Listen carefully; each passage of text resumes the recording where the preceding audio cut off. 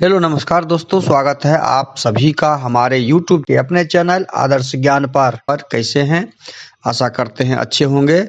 दोस्तों, आज हम रीजनिंग के टॉप 15 अति महत्वपूर्ण प्रश्न के बारे में बताएंगे। इसके लिए वीडियो के अंत तक बने रहें। वीडियो में शुरू से अंत तक जरूर बने रहें और अधिक से अधिक वीडियो को प्रैक्टिस जरूर करें। ये सारे प्रश्न आपके आगामी परीक्षाओं में पूछे जाने वाले प्रश्न हैं।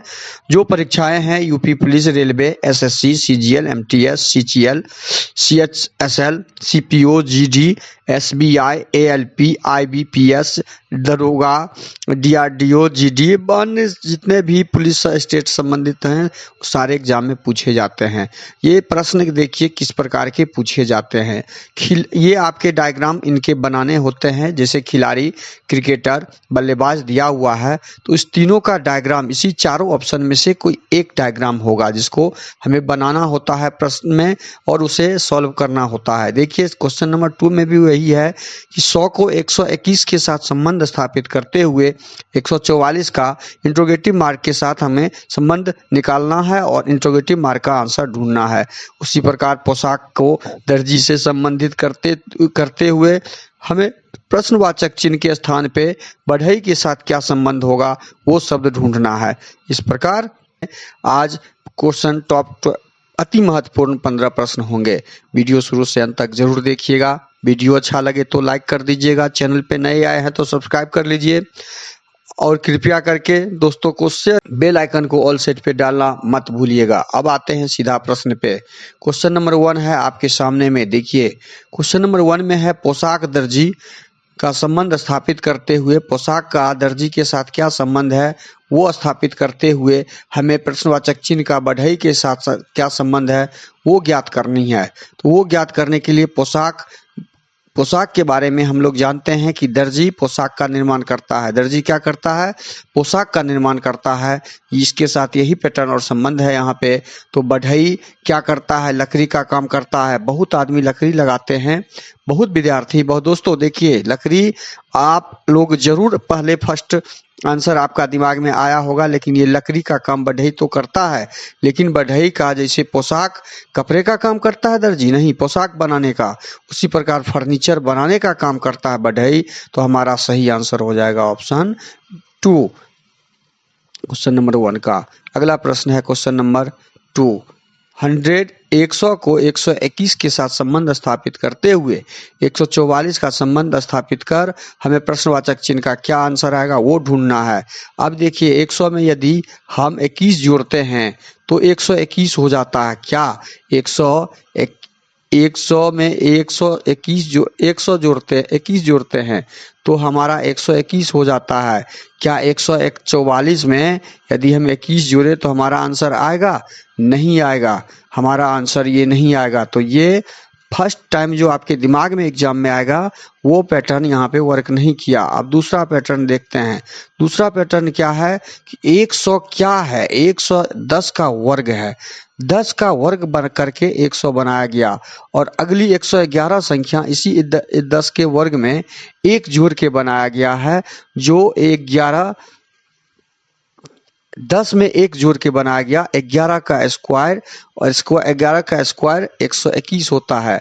तो इसी 11 के स्क्वायर में 11 में एक जोड़ के फिर हम 144 का निर्माण किए हैं, जो 12 का स्क्वायर हो जाता है। और इसी प्रकार प्रश्नवाचक चिन्ह पे हम क्या करेंगे? 12 में एक जोड़ने से हम एक एक जोड़ के अगली संख्या प्राप्त किए हैं, वही अगली संख्या प्राप्त करेंगे। 13 और 13 का स्क्वायर ज्ञात करेंगे तो 13 का स्क्वायर होता है 13 गुना 13 169। 13 गुना 13 13 169 और 169 हमारा ऑप्शन 3 में दिख रहा है। प्रश्नवाचक चिन्ह के स्थान पे हमारा क्या आ जाएगा? 169 आ जाएगा और यही हमारा आंसर हो जाएगा क्वेश्चन नंबर 2 का। अगला नंबर क्वेश्चन है क्वेश्चन नंबर 3। खिलाड़ी, क्रिकेटर और बल्लेबाज का डायग्राम जब बनाना हो तो हमें सोचना होगा कि इसमें से सबसे छोटी इकाई क्या है? बल्लेबाज। तो बल्लेबाज और सबसे बड़ी इकाई क्या है? खिलाड़ी। जितने भी क्रिकेटर होते हैं वो सारे खिलाड़ी होते हैं। तो पहले हम खिलाड़ी का बना लेते हैं। ये खिलाड़ी हो गए, ये क्या हो गए? खिलाड़ी हो गए।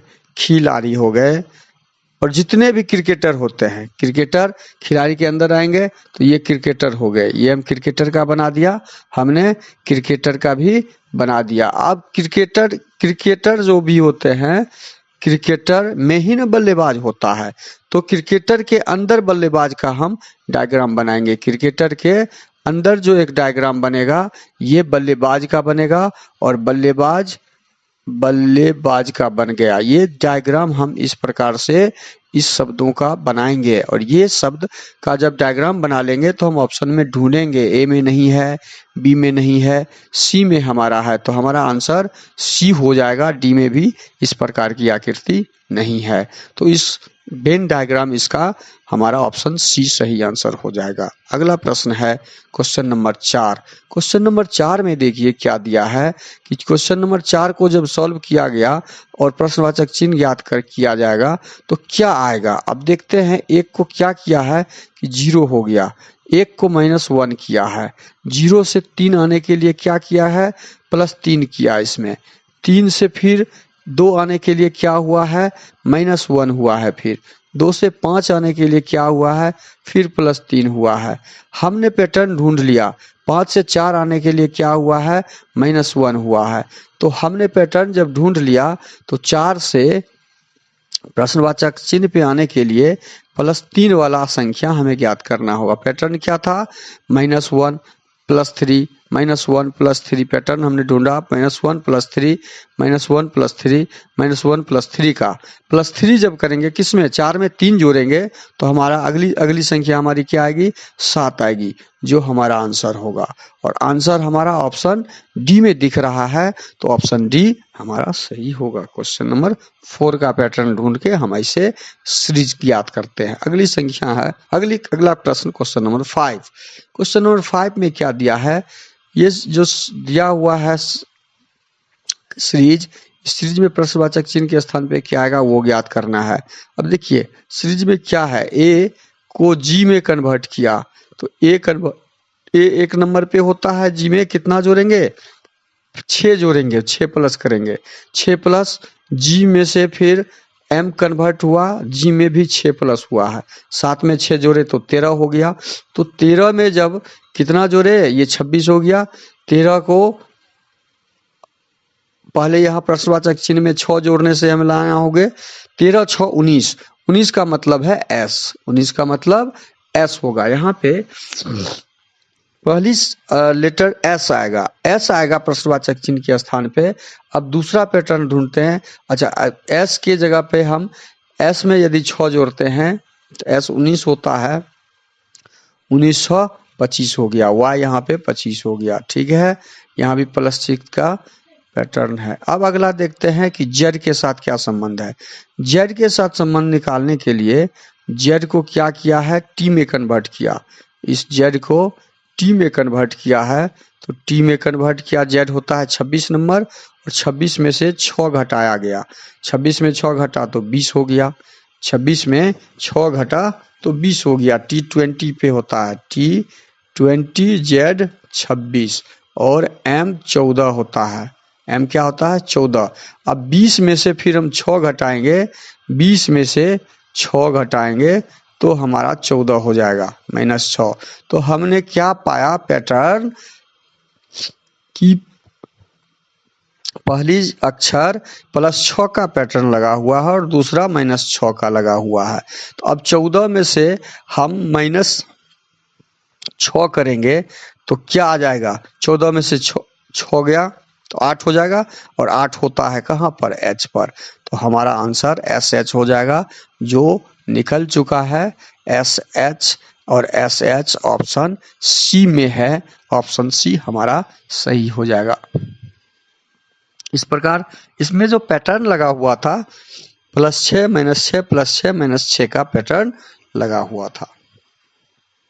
यदि इसको फिर से फ्रेश करेंगे, आप साफ से कीजिएगा, तो AZ GT MN प्रश्नवाचक चिन्ह और YB, ये +6 ले गया और ये -6 ले गया, ये +6 और ये -6, यही पैटर्न लगा हुआ था सारे अक्षरों के बीच में। अगला प्रश्न है क्वेश्चन नंबर 6। यदि कम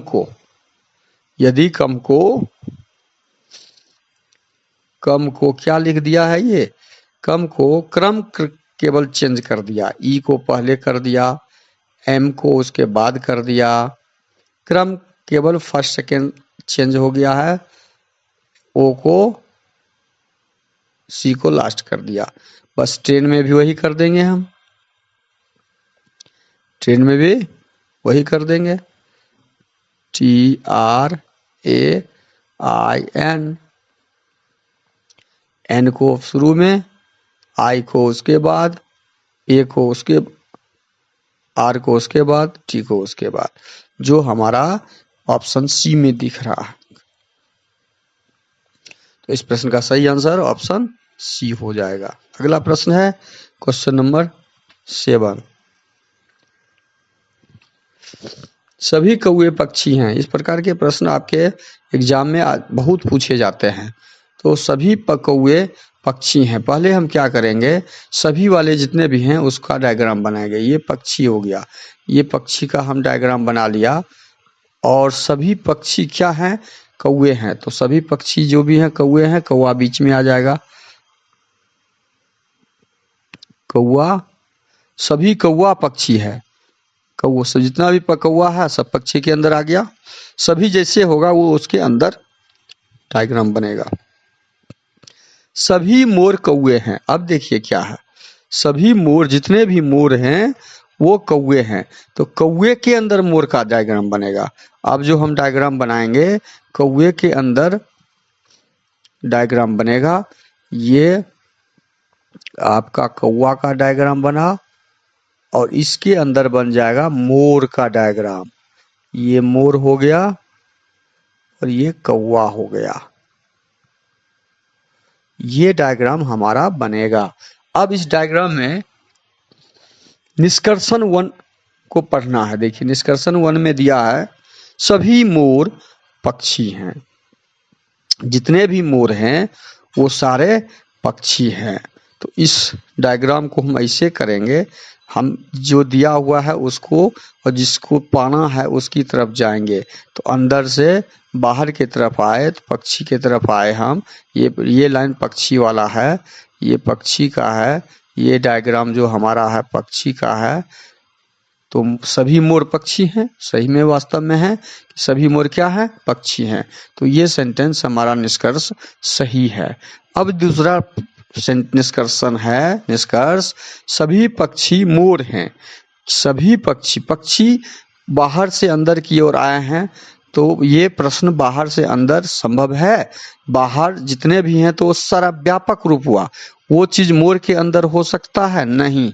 तो ये सेंटेंस, ये निष्कर्ष हमारा जो सेकंड वाला है संभव नहीं है।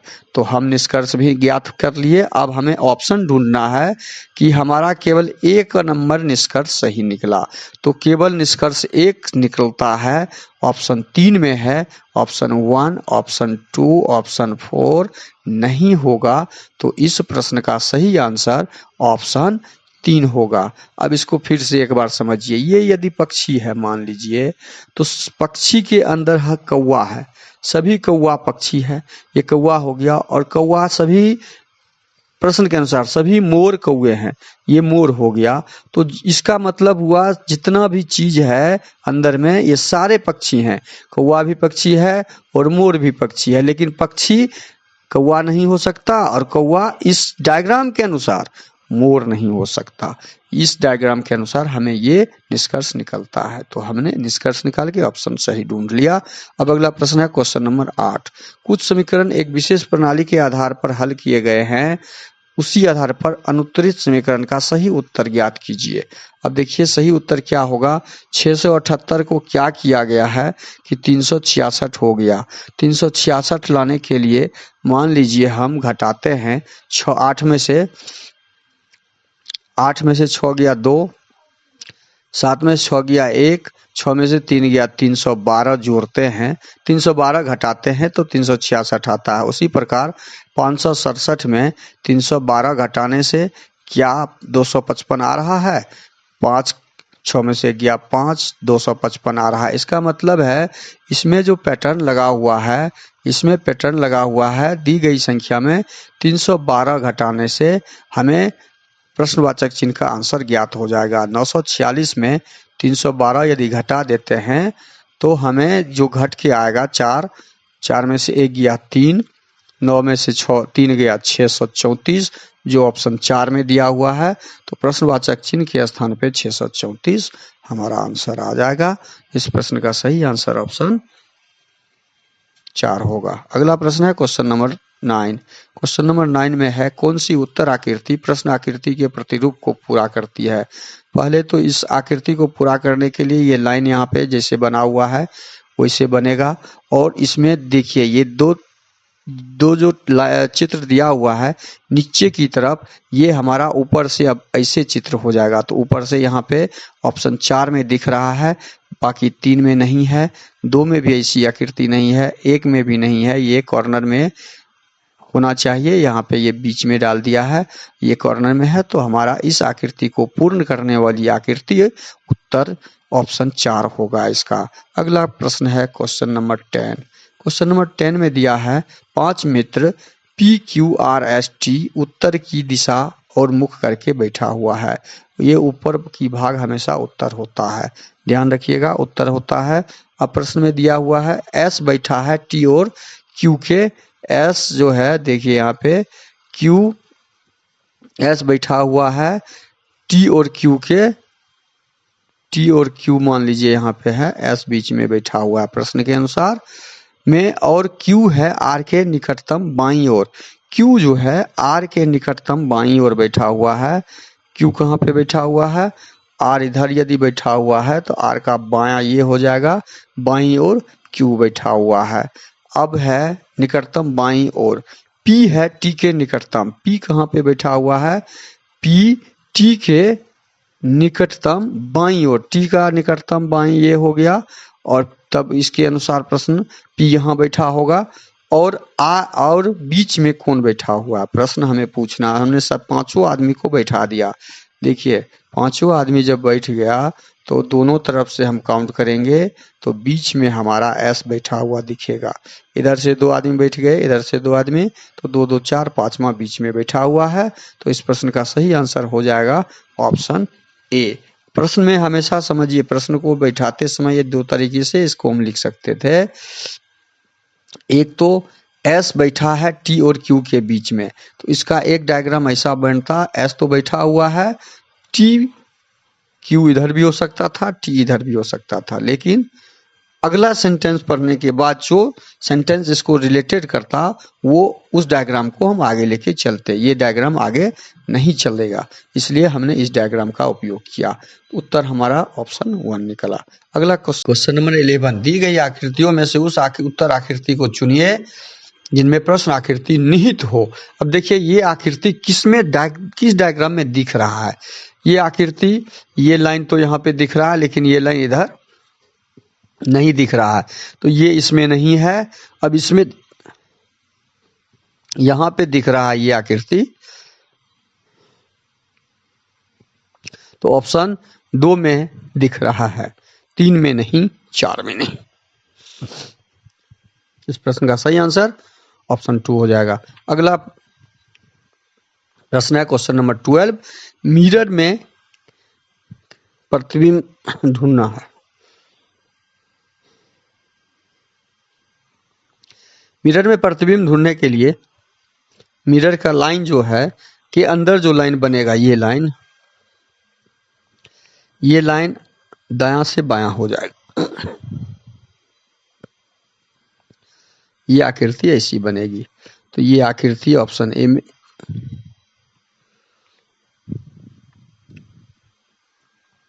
ऑप्शन ए में दिख रहा। क्वेश्चन नंबर 13 में देखिए, पी क्यू का भाई है, आर क्यू की माँ है, एस आर का पिता है। इसका डायग्राम जब भी बनाएंगे ध्यान रखिएगा, पी क्यू का भाई है, क्यू का भाई है पी, लिख दिए। अब प्रश्न में क्या है, आर क्यू की माँ है, क्यू की माँ है आर, माँ हो गई। एस आर का पिता है, आर का पिता है एस, पिता लिख दिए। अब है टी, एस की माँ है, एस की माँ है, एस की माँ है टी, एस की माँ है टी।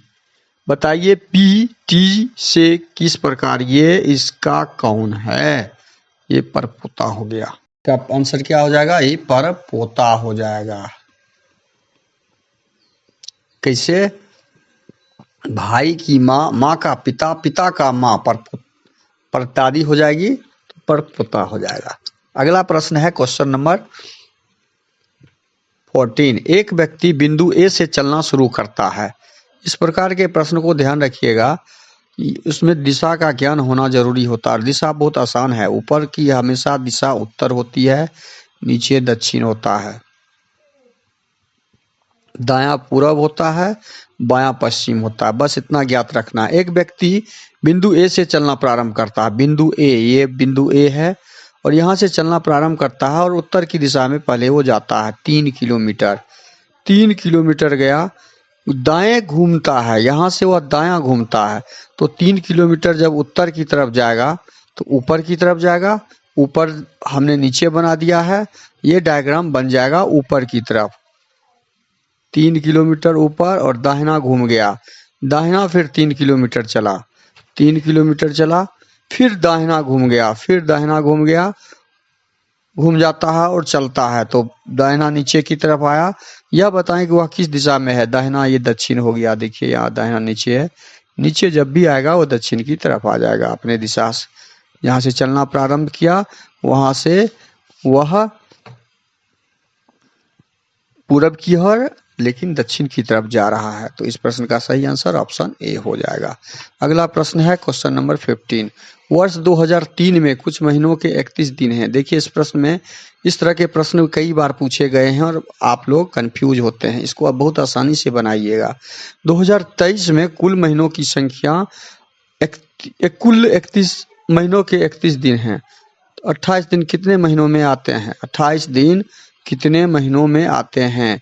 अब 2003 आपका दिमाग में तुरंत आएगा कि 2003 लीप ईयर वर्ष नहीं है। लीप ईयर वर्ष क्या है? नहीं है। जब ये लीप ईयर नहीं है तो इसमें फरवरी में 28 दिन ही होंगे, तो हम आंसर क्या ढूंढेंगे? एक मंथ। 28 दिन का कितना मंथ? एक मंथ। लेकिन यहाँ प्रश्न में पूछा गया है 28 दिन कितने महीनों में है? 28 दिन तो टोटल महीनों में होते हैं। 28 दिन तो बिना 28 दिन का तो कोई मंथ कंप्लीट ही नहीं होता है। वो जनवरी से लीजिए, फरवरी लीजिए या जो मंथ लीजिए, सब में तो 28 आएगा ही। 28 के बाद ही ना 29, 30 होगा या 31 होगा। ये 28 सारे मंथ में होते हैं, इसलिए इस प्रश्न का सही आंसर ऑप्शन ए होगा। और आप हमेशा गलत ऑप्शन डी डालिएगा। इसको इस तरीके से समझ के बनाइए। वीडियो शुरू से अंत तक जरूर देखिए। वीडियो अच्छा लगे तो लाइक कर दीजिए, चैनल पे नए आए हैं तो कृपया सब्सक्राइब कर लीजिए। थैंक यू, धन्यवाद। बेल आइकन को ऑल पे जरूर डाल दीजिएगा।